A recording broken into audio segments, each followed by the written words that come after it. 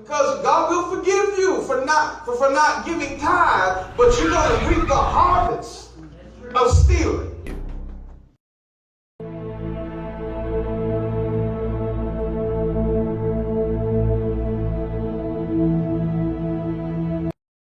Many religions began as cults, but integrated into the fabric of the larger society as they grew.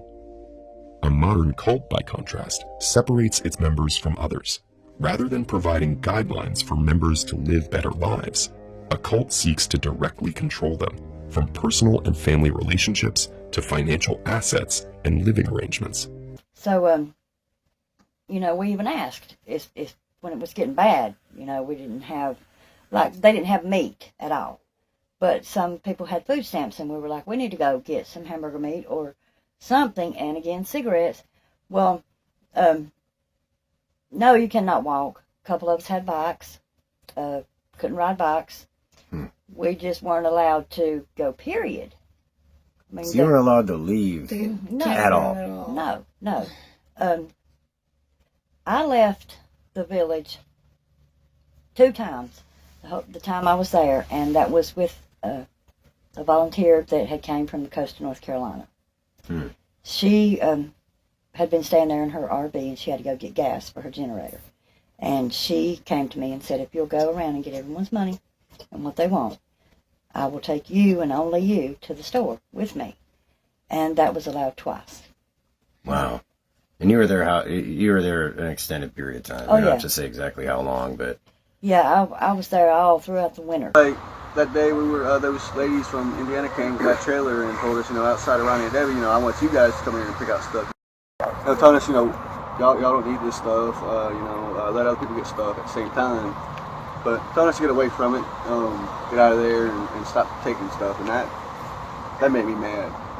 Like, I wasn't into taking stuff from me. Right. Those are some older ladies. They're climbing around in this trailer that is all discombobulated and stuff's everywhere, and like it was. And a they're like mess. 4 foot nothing. A little bit older than the other, but yeah, they were older ladies. Probably 50s, and maybe a little bit older, just guessing. But I was trying to help them out and move heavy stuff, get stuff out of there, see what was in there, and then see what people needed and wanted.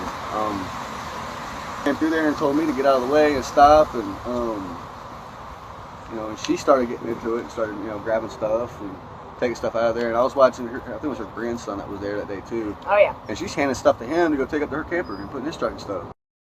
Pissed me off, and that's probably why they kicked us out too, because I called them all a bunch of fucking Nazis. I mean, a few things that she did bring were for that couple with the baby. Like, other than that. I mean, I did. I called them all a bunch of Nazis, and that's how I felt. That's how I felt. They would not take us to the store. We had one pastor that would come, him and his wife, and we would just kind of flock to them when they came to do church or preaching, or just to see us, because they would just pop up to see us. We would flock to them about going to the store, and they would normally take 1 or 2 of us to the store for everyone. That's the only way we got to go. And she also tried to say too she was going to take all of our knives and axes and hatchets and stuff. And I said, I wish you would try. First of all, the axe I had was a gift. You're gonna have to pry that out of my hands. And well, really, all my knives were a gift too. And I don't take gifts lightly. When I get gifted something, I keep it. Like you carry it with you every day because you don't know what's going to happen out there. right, And, I mean, protection or not, I don't need no damn knife or no protection, but you're not taking my stuff. Like, everything that I own pretty much behind, and just bring clothes and what I needed. Yeah, they said only bring what you need, your clothes, Can't worry about it. Donate it to another homeless dude or something. Stuff that you need, or sentimental objects, whatever, and that's all you need to bring. And everything else is going to be provided. Clothes, blankets, pillows, hygiene stuff. Everything was supposed to be provided. So, we were just talking to other people that were staying there in the campers that have been there and don't have nothing to do with those two. And, like a couple that she met, they offered, to give us rides and all this other good stuff. So she got a ride from them one night, go out and get cigarettes and come back. barely going 30 minutes, and she comes back and she's hollering at her, going, you know, don't be asking for rides from people, and don't be knocking on people's doors, and you know, just stay away from the people up in the campers. And she calls a meeting about it. Doesn't even talk about none of that. Like none of that. The one day I took one of them to the gas station or to the store or something, I always make sure, like, did you tell Debbie, you know, because I don't want any issues. She was like, I told Kevin, and he said he didn't see an issue with it. So she would have him watch them and stuff when they would leave to go do something. God, that's like just so awful just to like hear that and then like repeat it back. Like have him watch them. Yeah, like they were children. About children or like when I went and and when I went and volunteered that day, there was a couple that came and donated a camper, a very nice camper. They just wanted to search everybody coming in. They did question me about Victoria though, because like she thinks she's the police. She wants to search for shit and make sure they're not bringing anything in and all that good stuff. If you go out and come back, they want to search you. I mean, because I had a couple of things that, you know, meant something to me. I had a crossbow. I had a couple knives that, you know, were like old and I wanted them.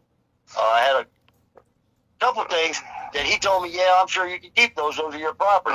I said, okay, well, I get up there. They make me turn them in. Well, I got them back about 2 weeks after I left there. It took that long to get them back to Kevin. But he had them, and I was, you know, grateful for that. They also told us we had 3 cats, and we didn't want to leave them behind because, I mean, we've had them since they were born. yeah. Right. And he told, oh, yeah, they said you can bring your animal. I said, okay. So we take them. We get up there, they said, no, you got to put them in a dog kennel, dog cage. An itty bitty freaking great. A little bitty wire, you know, basket, like square. Oh man. Oh hell no. And that's what she told him, and she left that night. About the bicycles, and the other women said, oh, they can't ride those bicycles even out on the road. And I'm like, what? You got to be kidding me. I said, they can't even get exercise and ride their bicycles out on the road. and honestly, and we said to ourselves, they're like imprisoned slaves. Catch on what was happening because we left a lot of stuff behind, so like there was stuff we needed. Dang. And they didn't so now really we're wanna, like, did we just make the mistake? You know, they didn't really want to give it to us. They gave us a hard time about getting it. You know, clothes especially. Like they didn't want you to have clothes. That part's kind of weird. So crazy. They didn't want you to take the clothes. Like it was 10 outfits. Barry got kicked out the same day we did because they don't like his attitude, is what they said to him. Yeah. Because he was asking, trying to find out, why are you kicking me out? Like, what did I even do? And they told him straight up, because I don't like your attitude. Wow. Because, you know, he's one of those old heads. God. Israel and Sheila, they got kicked out because Debbie said that she was selling her food stamps for pills. But Debbie had her food stamp card. So who's really using the food stamps for pills? You know, in that case, have her food stamp card. We didn't get all that. Yeah, we got it. Thanks for being here. Bye. Like Ronnie was trying to make us walk In the middle of the night. Like he didn't want us to wait for a ride or whatnot. He wanted us, you know, like we got told like we're trying to find a ride out of here, you know, and like we just need a little bit of time. And he says, well, It would have been an 8 hour. You know, y'all need to be out of here today and leave and whatnot. And they're like, yeah, I know, but like we're working on that. Like, you know, like you couldn't be in each other's tents, and she was just like making up excuses, you know, with random ass diseases, Like and staph stuff. infection. Yeah, like what? So you know what we did? We sat outside our tent and everybody hung outside the tent.